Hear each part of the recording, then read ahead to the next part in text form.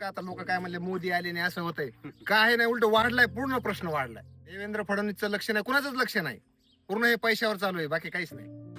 ओला दुष्काळ जाहीर झाला, पण बीड जिल्ह्यातील शेतकऱ्यांच्या आयुष्यात अजूनही दिलासा नाही. उभं असलेलं पीक अक्षरशः जमीनदोस्त झालंय. महिन्याच्या मेहनतीवर पाणी फिरल्याचं हे जिवंत चित्र आपल्याला पाहायला मिळतंय. नमस्कार, मी धनश्री आणि सध्या आपण बीड जिल्ह्यातील राजेगाव या गावामध्ये आलेलो होतो. आणि मागची जर आपण परिस्थिती बघितली तर ती सर्वात मोठी शेतकरी वर्गावर म्हणलं तर ओला दुष्काळ. सरकारने ओला दुष्काळ जाहीर केला, परंतु सध्याची शेतकऱ्यांची परिस्थिती काय आहे हे या व्हिडिओच्या माध्यमातून आपण जाणून घेऊया. आपले नाव सांगा. नमस्कार, माझं नाव केशव धर्मराज कचरे. मी राजेगावचा रहिवासी, शिवार राजेगावच आहे माझं.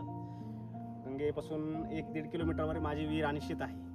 ज्या महापुरामध्ये पाणी आलं त्यावेळेस हे पूर्ण पाणी ह्या नाल्याच्या बाजूने न जाता हे पाणी पूर्ण मधून गेलं आणि माझी विहीर एवढी पूर्ण खचलेली आहे. यानंतर मला अजून कोणाचे पैसे आलेले नाहीत. इथं कोणत्या अधिकाऱ्यांनीच येऊन 2 तलाठी ग्रामसेवक येऊन पंचनामा करून गेले, त्यांचा परत पत्ता नाही.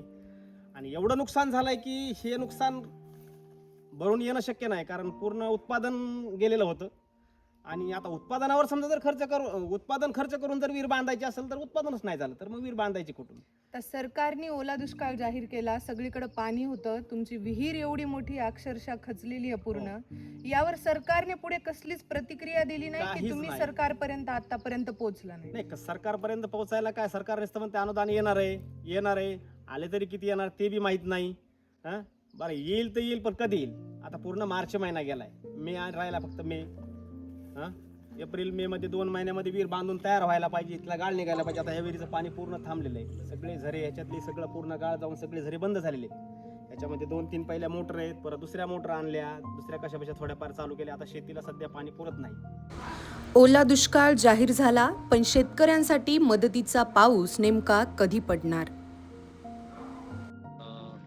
माझं नाव डॉक्टर जनक चौरे. मी राजेगाव इथे प्रॅक्टिस करतो.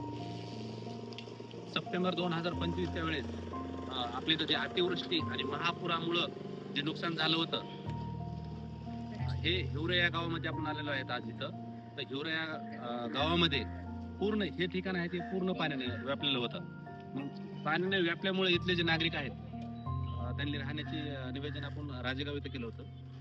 राजेगाव इथं आल्याच्या नंतर शाळा जिथं जशा पद्धतीने राहता येईल तशा पद्धतीने ते शाळेमध्ये किंवा जिथं जागा आहे तिथं राहिलेले होते. आणि त्यांचं जे जेवणाचं वगैरे किंवा राहण्याचं जे आहे, सरकारने फक्त काय केलं होतं की शाळेचं फक्त उपलब्ध करून दिलं ते. त्याच्यामध्ये कुठलंही राशन किंवा कुणी काय दिलं नव्हतं. SDM असतील किंवा तहसीलदार असतील, त्या साहेबांनी काय केलं नाही. त्यांनी फक्त एकच काय केलं, लाल दिव्याच्या गाड्या घेऊन ते फिरत राहिले.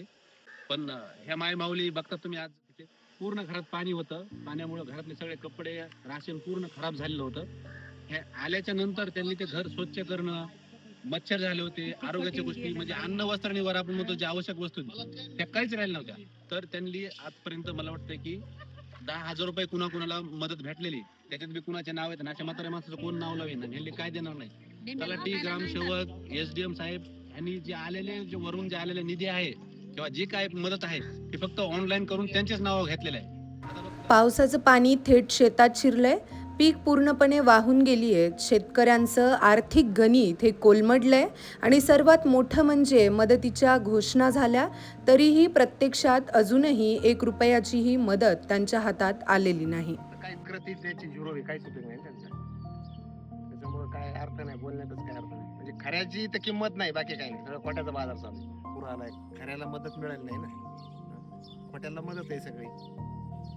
हे जेवढे बी कर्मचारी आहेत यांची तुम्ही टेस्ट घ्या, एक बी निका निघणार नाही. नार्को टेस्ट करा, हे पूर्ण लोकांच्या एकही निका नाही. आज तहसीलदार झालं, SDM, हे सगळे झाले, हे काहीच उपयोग नाही यांचा. सामान्य माणूस एकच आहे, त्यांच्यासाठी टॅक्स भरण्याचं स्वरूप आणि मतदान करण्याचे 2च अधिकार आहेत. दिवसाला 500 रुपये कमवायचे, त्याच्यातले 200 रुपये टॅक्सला भरायचे आणि मतदान आले की मतदान करायचं. 3रा अधिकार ह्या माणसाला राहिलेला याचे काहीच उपयोग नाही. तुम्ही कुठेही तक्रार करा, त्याचा काहीच उपयोग होत नाही. लक्ष्मण सुंदरराव अवघडे. आणि सगळं आमचं बघा पाण्यात गेलं सगळं, आणि आम्हाला काही नाही लोकांनी दिलं. कपडे फपडे सगळे, साड्या फिड्या सगळं गेलं, सगळं वाहून. आणि आम्ही नुसते अंगावरल्या कपड्यावर तिकडे त्या राजेगावला गेलो. आणि तिकडून आलो तर ह्यानी दिलं थोडं सामान, तेवढं आम्ही खाल्लं लते कपडे लोकाला 10-10, 20-20 हजार भेटले, आम्हाला 1 रुपया सुद्धा कोणी दिला नाही. सगळं आमचं वाहून गेलं.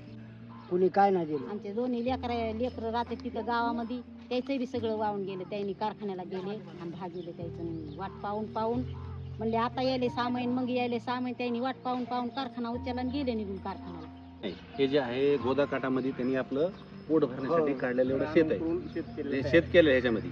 आणि ज्या वेळेस त्यांनी मदत भेटणार होती सरकारकडून 10,000 रुपये घराच्या नावाची, ती बी तर नाही. त्यावेळेस त्यांचं नाव पण घेण्यात आलं नाही. आता हे माणूस मला 4 वेळेस भेटले होते किंवा नावाचं बघा, पण सरकारी अधिकारी कुणाचं ऐकत आहेत का? त्यांनी काय लागतं, टेबलच्या खालून हात लागतो. तर पण तुम्ही दिवसभर वगैरे केलं तरी आणखीन स्टोऱ्या किती निघत्या. कुणाचं घर पाडलेलं आहे, कुणाचं जनावर वाहून गेलेलं आहे. आणि म्हातारे माणसं तर बघता तुम्ही किती आजारी होते त्या काळात. आणि साथीचे रोग आल्याच्या नंतर घर स्वच्छता करायला किंवा फवारणी करायला सुद्धा गव्हर्नमेंटकडे पैसे नव्हते. आमच्या बांधलेल्या जागेवर 2 घोडे मेले बघा, तिकडे बांधले खाली.